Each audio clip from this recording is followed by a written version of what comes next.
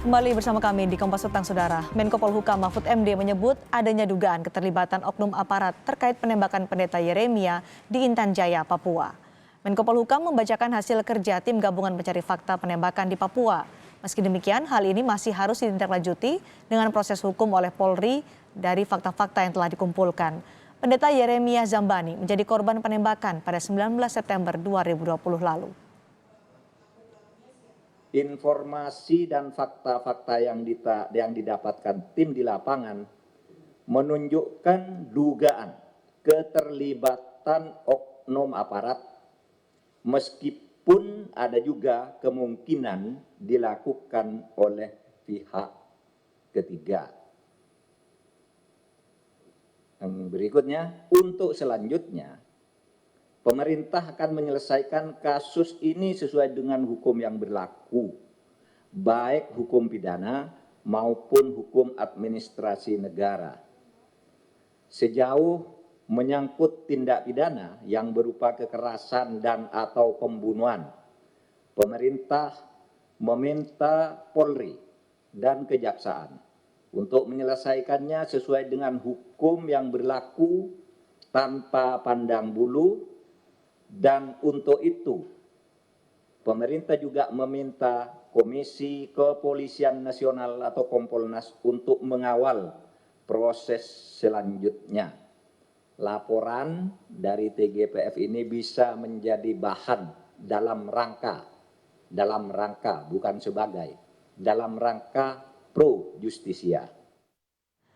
Sejauh mana keterlibatan oknum aparat dalam dugaan keterlibatan penembakan pendeta Yeremia di Intan Jaya, Papua? Saya masih bergabung bersama dengan Pak Daniel Ronda, Ketua Gereja Kamainil, dan juga Ketua TGPF Pak Beni Mamoto. Pak Beni dari hasil temuan fakta-fakta dari tim pencari fakta di Intan Jaya, Papua bahwa menyebutkan ada dugaan keterlibatan aparat terkait dengan penembakan pendeta Yeremia. Sejauh mana keterlibatan itu? Terima kasih. Jadi saya akan sampaikan dulu bahwa ketika kami turun ke lapangan,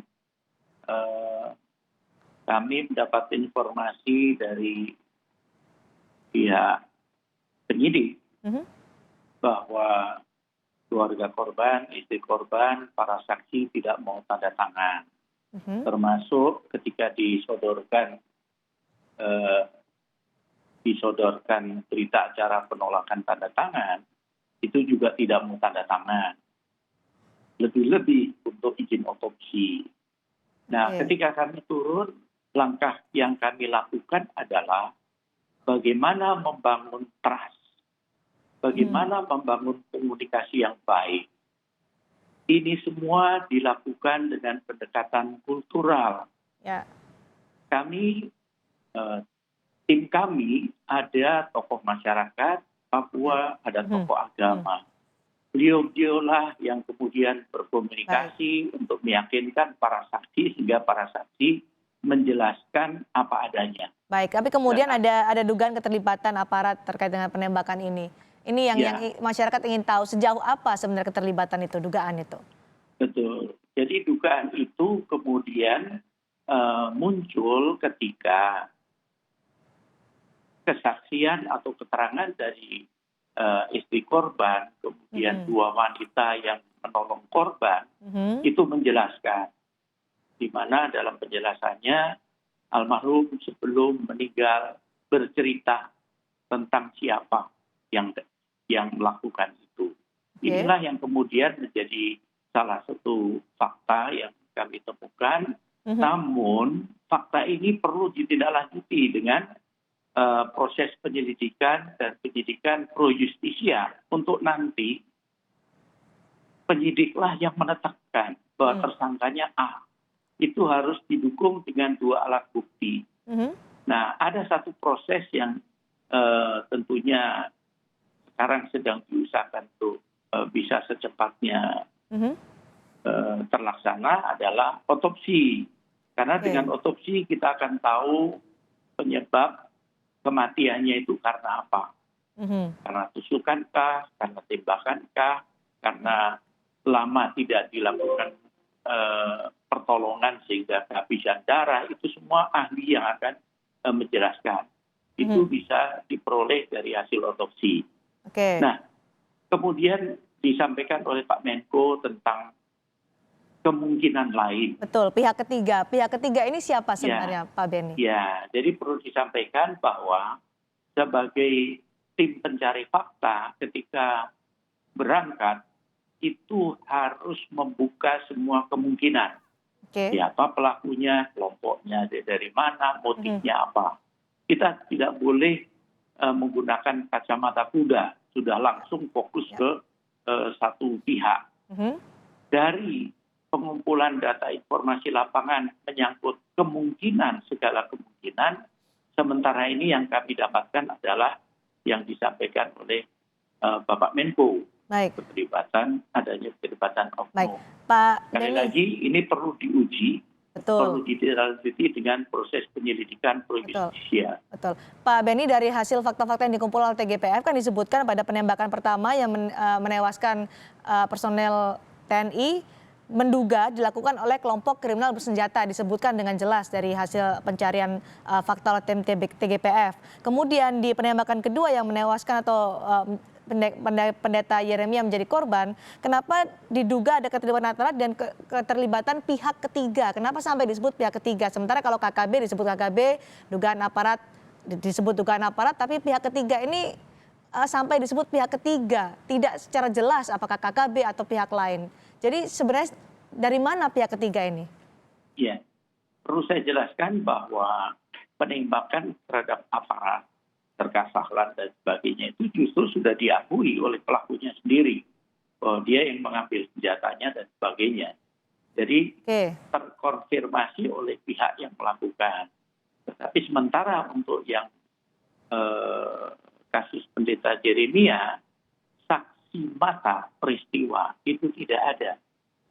Yang ada adalah saksi yang menemui korban pasca peristiwa. Ini harus menjadi catatan tersendiri sehingga kita hati-hati. Tidak sembarangan untuk nanti langsung sebut nama. Kemudian yang kedua tadi masalah visum et repertum yang sementara ini dalam proses.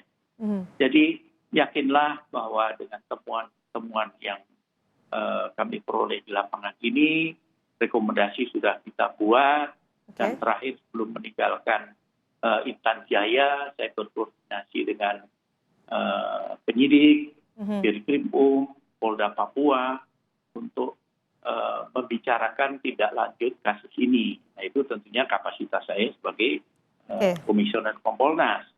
Untuk nanti kita memantau terus dan memastikan proses penyidikan berjalan. Pak Beni, jadi pihak ketiga ini di luar KKB, di luar aparat ya berarti kalau hasil rekomendasi atau hasil temuan dari TGPF ini?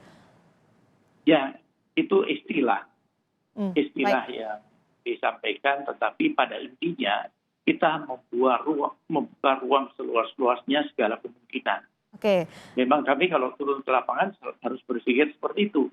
Kalau sudah langsung pakai kacamata kuda, maka hasilnya malah justru tidak akan objektif.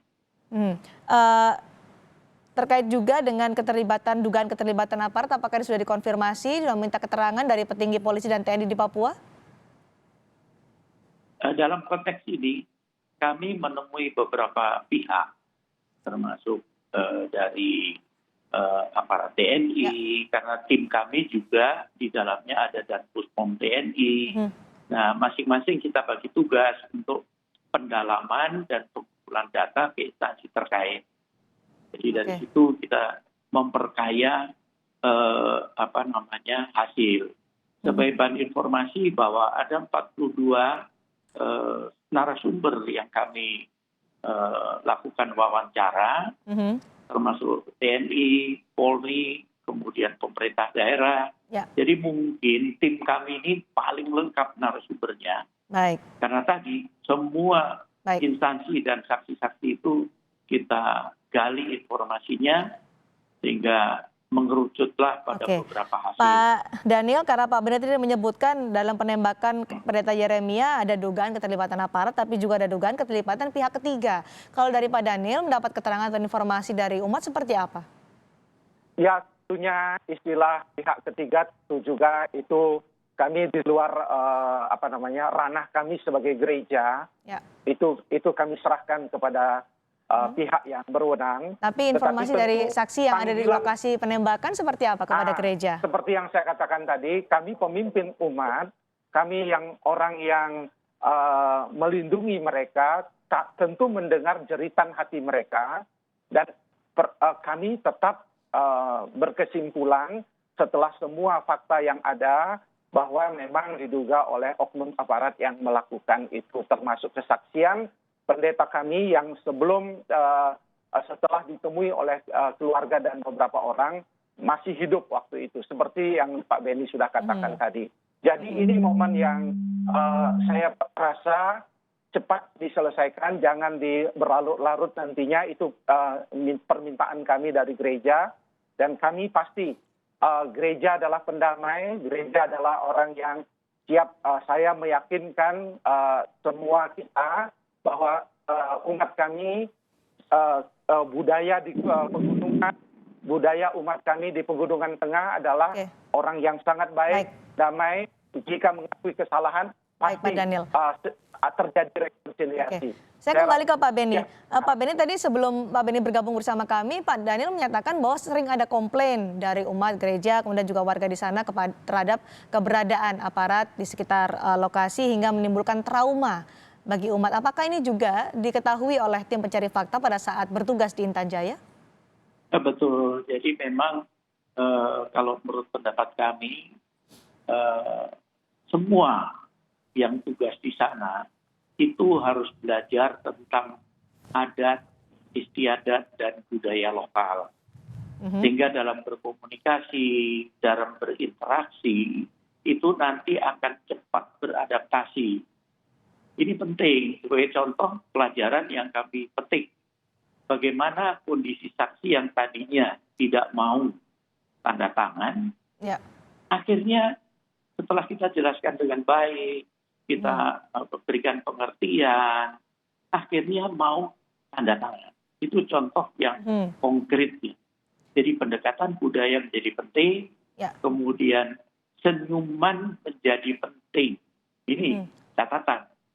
Ketika kita datang dengan senyum, datang dengan tulus hati, maka yang kita sentuh akan merasakan itu.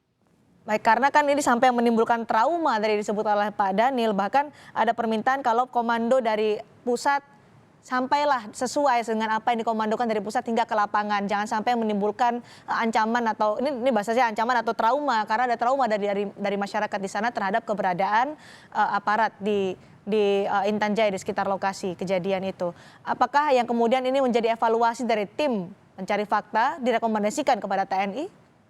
Betul, jadi temuan kami semua sudah kami rangkum, keluhan masyarakat, masukan dari masyarakat, sudah kami rangkum, dan itu menjadi salah satu bagian dari rekomendasi bahwa ke depan ketika ada penugasan-penugasan itu, para anggota perlu dibekali.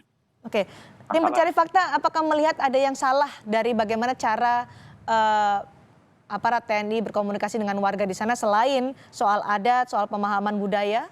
Karena kalau kita bicara hasilnya adalah trauma, pasti ada sesuatu yang sangat penting untuk dievaluasi atau dibenahi secara segera. Iya, jadi yang kami temukan, karena daerah sana daerah yang banyak terjadi penyerangan bersenjata. Kami lihat bagaimana kondisi anggota di lapangan yang setiap saat terancam nyawanya. Karena dia ada di jalan, misalkan sedang berjalan, naik mobil, naik motor, sementara yang menembak itu tersembunyi. Itu menimbulkan stres tersendiri. Kemudian temannya yang jadi korban, mukanya sampai dibacok dan sebagainya. Ini juga akan menimbulkan stres. Sehingga perlu langkah-langkah untuk bagaimana kondisi psikologis dari anggota ini juga harus diperhatikan. Baik Pak Beni. Pak Daniel, karena ini sudah bergabung juga bersama dengan Pak Beni, apa yang ingin disampaikan oleh Pak Daniel kepada Pak Beni? Saya pertama tentu berterima kasih pada Pak Beni dan teman-teman. Terima kasih, apresiasi dari gereja pada seluruh, dan kami mendoakan pihak-pihak yang terluka karena situasi Baik. pada waktu perkunjungan tim sana. Dan Harapannya, kami berharap, Pak Daniel? harapan kami segera ditindaklanjuti, jadikan ini upaya rekonsiliasi, dan supaya ada kedamaian di tanah Papua. Tolong jangan tembaki pendeta kami. Pendeta itu sangat berharga, pemuka agama itu sangat penting di Papua, dan itu harus dijaga baik-baik. Itu trauma yang lebih besar kalau sampai pendeta ditembaki. Rakyat saja tidak boleh, apalagi hamba Tuhan atau pemuka agama. Itu permintaan kami dari pihak gereja. Dan kami siap untuk bila didengarkan, kami memberi dukungan. Tetapi kami juga berharap sungguh-sungguh Papua tidak ada lagi operasi-operasi yang menyebabkan rakyat tidak berdosa menjadi korban. Itu yang Dititipkan kepada Pak Benny Mamoto. Ya. Baik, terima kasih Pak Daniel Ronda. Terima kasih juga Pak Benny Mamoto telah bergabung bersama kami membicarakan soal sejauh apa sebenarnya keterlibatan atau dugaan keterlibatan aparat dalam penembakan pendeta Yeremia saat ini masih terus perlu dikonfirmasi dan dilemparkan kepada pihak berwajib terkait dengan temuan dari tim TGPF. Terima kasih Pak Benny, terima kasih Pak Daniel.